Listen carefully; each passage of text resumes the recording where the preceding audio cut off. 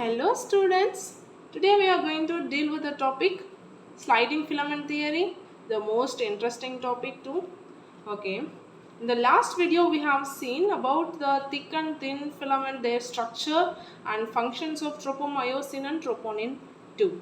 Okay, how this functions leads to the sliding of our muscle fibrils. That is what sliding filament theory. Okay, so signal from the CNS through the motor neuron reaches the sarcolemma. So the motor neurons, so now this is the condition. The sliding filament theory happens when the impulse transfers from the CNS to the sarcolemma. Okay, to the sarcolemma. Sarcolemma means the membrane of the myofibril. Okay, the muscle fibers plasma membrane like structure is sarcolemma. This sarcolemma has invaginations called T tubules. So this signal reaches this sarcolemma and to the T tubules. This T tubules carries the information, that is the depolarized state, to the sarcoplasmic reticulum. So sarcoplasmic reticulum is also known as what? Storehouse of calcium. Okay. Now when this signal reaches the sarcolemma is depolarized. Why? The synaptic knob, when stimulated, releases the neurotransmitters in the junction. Okay, this junction contains neurotransmitters which depolarizes this sarcolemma. Okay, so now this sarcoplasmic reticulum releases calcium 2 plus ions. This calcium 2 plus ions is accumulated in cytoplasm. So now when the cytoplasm is full of calcium ions, what happens to the myofibrils? Thick and thin myofibrils. Okay, now this is the condition when increase in calcium ions in the sarcoplasm. Okay, now the sarcoplasm is increased with calcium ions, so the filament slides. Why the filament slides? See here, tropomyosin and troponin are attached to the myosin binding site. Myosin binding site in the actin filament. The previous class itself I told you, no?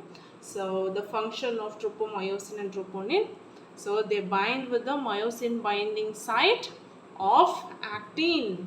So when calcium binds with the troponin C, one of the three types of troponin is troponin C, take calcium 2 plus ions. Okay, this troponin C moves away from the actin, the myosin binding site. Then when this troponin C moves, in turn this tropomyosin also moves. So now the actin is ready to bind with the myosin. Okay, now the calcium active transport pumps of sarcoplasmic reticulum, that is SR, take the calcium back. So when increased, so they have to take back. So before taking back, what all happens is the sliding filament theory.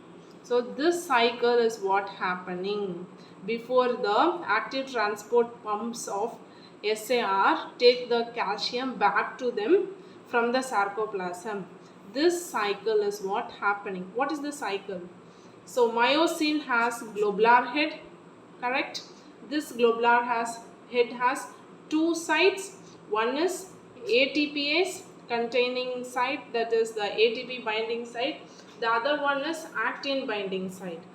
Actin binding site. Okay, actin binding site. These are the two sites.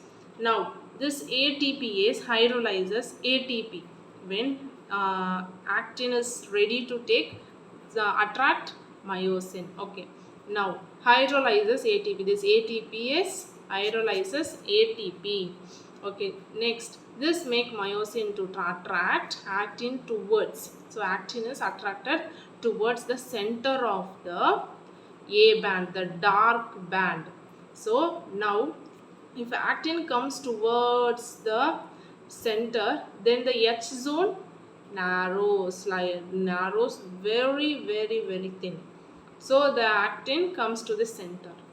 Again, when this after forming the cross bridge, this ADP and inorganic phosphate is released.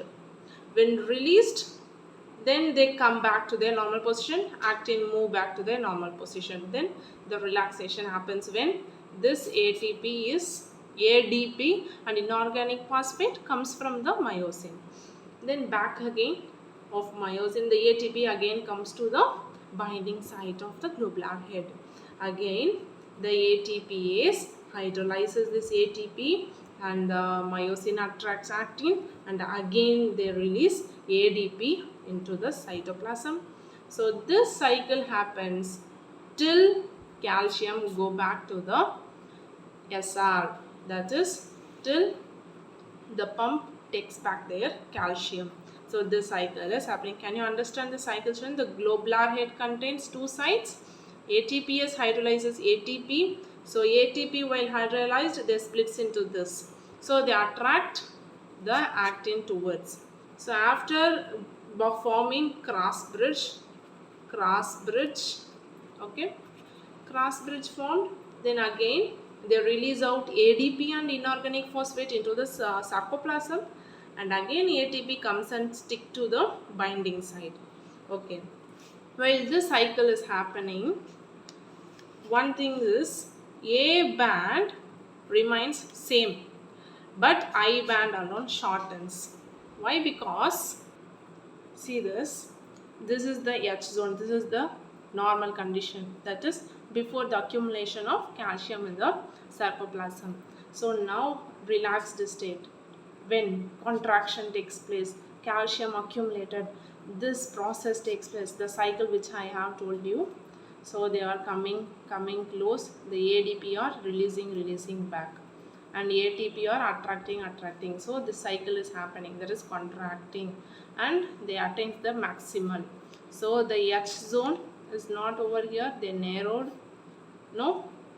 So there is a decrease in the sarcomere size, correct? The two sarcomere size is decreased. So the actin, the myosin length is not at all, the myosin remains at their position, only the actin contracts. They are attached to the Z line, no, they take the Z line along with them and contract, so the sarcomere size decreases. Okay, just a review. See here, when nerve impulse, okay, when nerve impulse comes to the sarcomere, then sarcoplasmic reticulum, the SR, activated and release calcium 2+ ions, and the cross bridge is formed. Okay, cross bridge formed, then actin myosin complex is formed and results in muscle contraction. Okay, contraction. Next, if the calcium does not, after a particular interval of time, the calcium does not go back to their SR, often contraction takes place, regular contraction takes place, repeated contraction in the skeletal muscles. So if repeated contraction takes place anaerobically, accumulation of lactic acid in myocytes, the muscle fibers takes place. Okay, so accumulation of lactic acid in myocytes takes place. So this lactic acid is carried to the liver. This lactic acid in the muscle is carried to the liver. This liver converts 1/4 as carbon dioxide and water, and 4/5 to glycogen. Glycogen formed from lactic acid. This process is known as glyconeogenesis. Glyconeogenesis means formation of glycogen from any other substance other than glucose.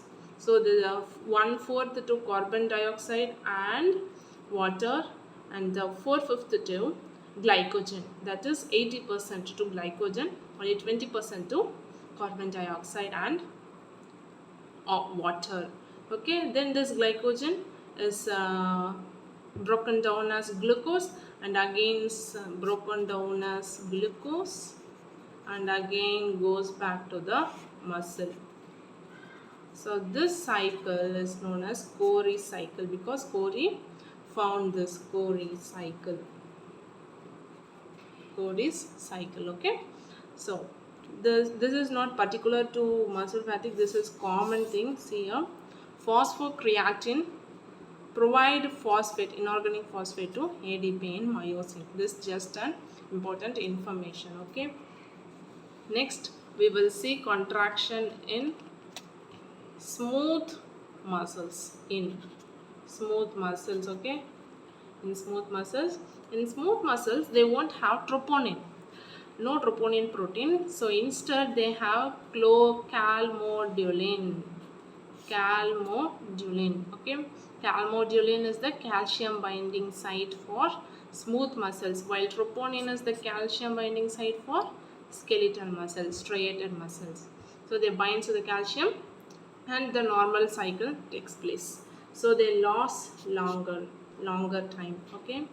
Next is we are going to cardiac muscles. In cardiac muscles, contraction in cardiac muscles, their components are arranged same. The H zone, the sarcomere length, the A band, I band, all same as the skeletal muscles. Only difference is they have connection, they are branched. So they have gap junctions create joint contraction. So one contraction takes the information to the other muscle fibers, while in skeletal muscles only the particular muscle fiber contract, they are not branched. But cardiac takes this to the whole heart because they are branched, they have branches, no. So they have longer refractory period and use lactic acid for ATP. This is an important point. Which muscle uses lactic acid for ATP? It's cardiac muscles. Okay, this is the contraction of cardiac muscles. Okay, children. In this video, what all we have seen? Now we have seen the contraction, the sliding filament theory in skeletal muscles, and if repeated contraction takes place, we face muscle fatigue and accumulation of lactic acid. And the next one is contraction in smooth muscles and contraction in the cardiac muscles. So if you have any doubts, please comment in the comment section. And for more videos and interesting learning, please subscribe our channel, children.